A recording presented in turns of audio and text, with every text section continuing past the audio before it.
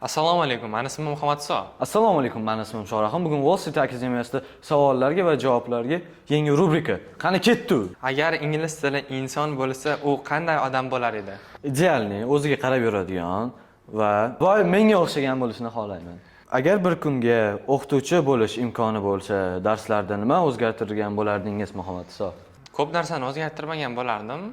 Birinchi navbatda darslarni uzaytirgan bo'lardim. Masalan, 1,5 soat bo'lsa, 2 soat qilgan bo'lardim va masalan, ko'proq bizga mashqlar berishini so'rab qo'ygan bo'lardim va o'zgartirardim.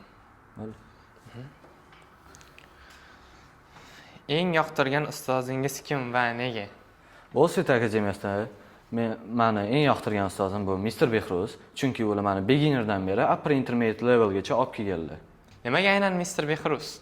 Chunki Mr. Behruz ustozim meni beginnerdan va upper intermediate levelgacha olib chiqqanlar va ular men bilan juda chiqishganlar va qachonki men ishlab yurgan paytim meni ingliz tilim pastga tushib ketayotganda ular menga motivatsiya berib, ko'p mashqlar berib ko'targanlar.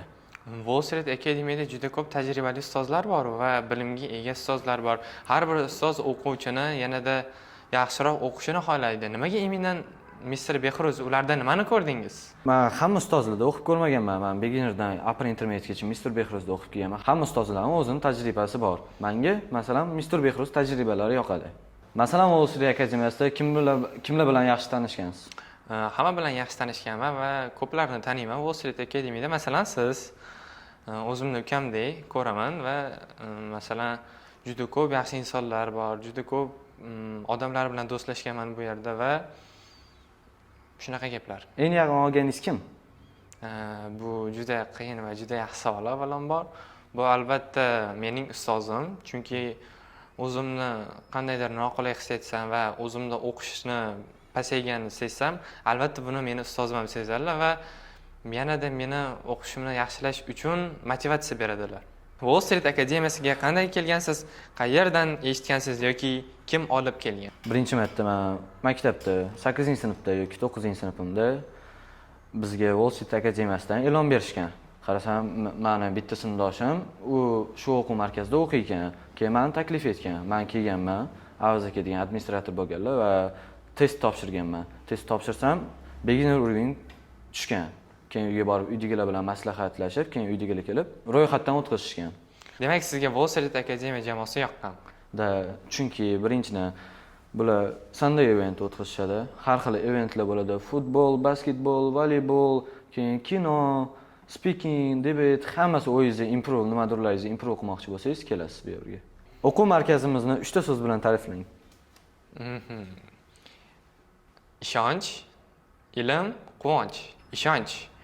Wall Street Akademiyaga kelayotganimizda avvalambor biz bu yoqqa IELTS olib va ilm olishimiz uchun kelamiz, ya'ni ishonch bildiramiz. Ilm deganda biz bu yerga ilm olamiz. Quvonch deganda biz o'zimizga yetarli darajada IELTS olib va yetarli darajada natija olamiz. Ingliz tilida siz yoqtirgan iboralar. Masalan, birinchisi get lost. Men ustozim qachonki men Damashqqa yoki nimadir zadaniya qilib kelmasam yoki xato qilsam, supportxonaga get lost deydilar. Xatolarimni ustidan ishlab, keyin uzr so'rab kiraman darsga. Siz qanday o'quvchisiz? O'zingizni plus va minus taraflaringizni ta'riflang. Juda yaxshi va zo'r savol bo'ldi. Har bir o'quvchining plus va minus taraflari bor. Meni plus taraflarim o'zimga ishonaman va minus taraflarim, ya'ni har bir insonda dangasaligi bor. Boshlaman. Dangasaman. Vaqti kelganda o'zimga ishonaman va dangasaligimni yengib o'tishga harakat qilaman va plus taraflarim va minus taraflarim o'ziga yarasha bor. Ingliz tili o'rganishda eng yoqadigani nima? Ingliz tili yoqadigan tarafi menga juda ko'p. Masalan, Speakingda men kimdir bilan gaplasha olaman va muloqot zo'rroq qilaman. Masalan, chet davlatga chiqsam, Dubayga 70% odam u yerda ingliz tilida gapiradi. Agar men mehmonxona yoki otel zakaz qilmagan bo'lsam, ingliz tili bilganim uchun telefon qilib ularga bron qilaman. Juda yaxshi. Darsda sodir bo'lgan eng kulgili voqea. Eng kulgili voqeami? Biz bir kuni darsda o'tirdik va bitta o'quvchi, ya'ni uyqusirab qolganmi bilmayman. ustozimizni Mr. Behruz deyish o'rniga Mr. Bean deb yuborganda. Ha. Hamma o'sha paytda kulib yuborganda borib. Juda eng kulgili voqea menimcha shu bo'lgan. Agar sayohat qilish uchun istalgan mamlakatni tanlash imkoni bo'lsa, qayerga bo'lgan bo'lardingiz va nima uchun? Amerikaga borgim kelardi. Chunki Amerikada u yoqda hammani ham kirgizmaydi Amerikaga. U yoq posostvosi juda qattiq. Amerikaga borganimda menga u yoq angliskiy o'rganayotgan narsalarim menga yordam beradi. Ham u yerda ish topishim oson bo'ladi. Ingliz tili o'rganishni tashlamoqchi bo'lganmisiz? Albatta, menimcha har bir o'quvchida shunday narsa bo'lgan.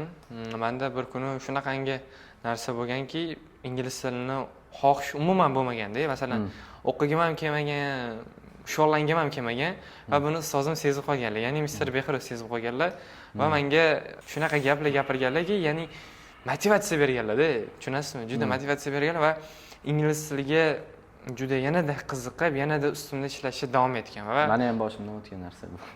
Va ustozimga rahmat deb qolaman. Imtihonlarga qanday tayyorlangansiz? O'zi tayyorlanganmisiz? Masalan, men to'g'risini aytib o'taman. Unchalik ko'p tayyorlanmaganman. Ozgina qolganda tayyorlanganman. Masalan, 1 kun, 2 kun qolganda tayyorlanganman. Sizcha tayyorlanganmisiz? Ha, men tayyorlanganman. Men ham xuddi sizga o'xshab 1-2 kun qolganda tayyorlanganman. Har doim Sunday eventda agar ekzamen yaqinlashgan bo'lsa, speaking club bo'ladi. Speaking bu har ekzamenda speaking bo'ladi. Speakingizga qarab ball qo'yishadi. O'sha debate degan narsa u. Har gruppaga bo'linganingizda bitta tema tanlanadi va u yerda speaking qilasiz. Keyin workshop bo'ladi. Workshop degani bu o'sha ekzamendan oldin bo'ladigan hamma unitlarni boshqatdan o'tib chiqariladi. Siz haqingizda boshqalarni ajablantiradigan fakt. Men haqimda ajablantiradigan faktmi? O'zimga bo'lgan ishonchim bo'lsa kerak. Dars vaqtida siz bilan qandaydir kulgili yoki noqulay vaziyatlar bo'lganmi? Menda juda ko'p bo'lgan, sizcha? Dars vaqtida bitta kulgili gap aytganman, lekin meni gruppadoshlarim u gapni tushunmagan va o'zimni noqulay his etganman. Tasavvur qiling, siz kelajakdagi o'zingizni ovozli xabar yozyapsiz. Nima degan bo'lardingiz? Masalan, nima degan bo'lardim? O'zimga bo'lgan, ya'ni nima degan bo'lardim? O'zingga ishon. O'zgaga tufur deya olmayman. Men siz emasman, albatta Shorahim. Nima degan bo'lardim? Albatta o'zimga bo'lgan ishonchimni, yanada o'zimga ishonishni aytardim va halollikni aytgan bo'lardim va menimcha bo'ldi. Ingliz tilini o'rganishni boshlaganingizda keyin hayotingiz qanday o'zgardi? Hayotim juda katta o'zgardi, chunki men masalan nimadir narsa zakaz qilaman desam yoki nimadir qilmoqchi bo'lsam, amerikanskiy perevod bo'ladi u yoqda, ingliz tilida. Men uni oldin perevodchikka skrin qilib, perevodchikka qo'yib perevod qilardim.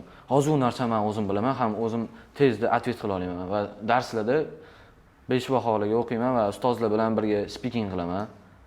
Как будто solashaman birga-bir. Birga-bir ustozingiz bilan. Ingliz tilini o'rganishdagi eng qiyin payt qaysi bo'lgan va uni qanday yengasiz? Juda ko'p qiyinchiliklar bo'lgan, o'ziga yarasha. Menimcha hammada ko'p bo'ladigan narsa bu menimcha dangasalik bo'lsa kerak. Dangasalikni yengib o'tishga harakat qilganman. Ya'ni men ko'rganmanki, uchta ota-onam menga ishonyapti, qo'lidan keladi deb o'ylashgan va to'g'ri o'ylashgan. Meni qo'limdan kelgan va dangasalikni yengib o'tganman. Men ham sizning fikringizga qo'shilaman. Menda ham shunaqa bo'lgan. Dangazalik vashi bo'lgan, ayniqsa yozda o'sha kechqurun o'rtoqlarim ko'chaga chiqinglar, u bu qaqqadir boringlar derdi, lekin men bu yoqda darsim bor, ertaga darsim qilib bormasdan momentdan kelib sportni qilardim, erinim zo'rg'a talab. O'quv markazimizda tashkillashtirilgan qaysi eventlar sizga ko'proq yoqadi? Shorahim. Wall Street akademiyasida juda ko'p event bo'lgan. Masalan, futbol bo'lgan, basketbol, voleybol, movie bo'lgan. Masalan, movie men endi bir xil perevod qila olmasa kerak. Kino, keyin speaking, debate, ko'p narsalar bo'lgan. Paxoddan bo'lgan, tog'ga chiqib paxod qilganmiz. Bu yoqda pikniklar bo'lgan. Menga eng yoqqani bu piknik bo'lgan. Chunki bu yoqda ertalab oxirlikdan chiqib ketasiz, tog'da mazza qilib, toza havoda aylanasiz. Bu yoqda o'zingiz o'sha o'rtoqlaringiz bilan birga miting qilib, ovqatlanasiz. Keyin mazza qilib o'sha yerda gaplashasiz, o'yinlar o'ynadik. Mana yaqindan chiqib keldik. Mazza qilib yoqda o'yinlar o'ynadik, otlar bor edi, otlar mindik. Juda ko'p. Ya'ni taassurotga boy bo'ldingiz, to'g'rimi? Ha. Agar siz ham shu kabi natijalarga erishmoqchi bo'lsangiz, Wall Street akademiyasida sizni kutib qolamiz.